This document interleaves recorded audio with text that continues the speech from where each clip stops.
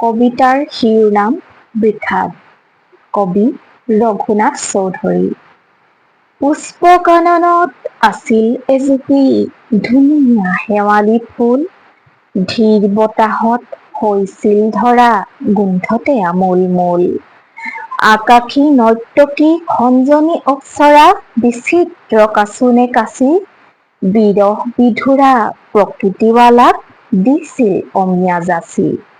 নিষ্ঠুৰ নিদাস আহিল যিদিনা সকলো পৰিল জয়। সৰি গ'ল ফুল উৰি গ'ল পখী জগত বিষাদময়। আকৌ এদিন আহিব শৰৎ হাঁহিব শেৱালি পাখি। ঢেউ ধৰি ধৰি কৰিব নৰ্তন খঞ্জনী পখিটি আহি। হব কুসুমিত কুসুমাভৰণা কুসুম কানন খনি। ধীৰ সমীৰণে কুসুমে কুসুমে দিব পৰিমল সানি।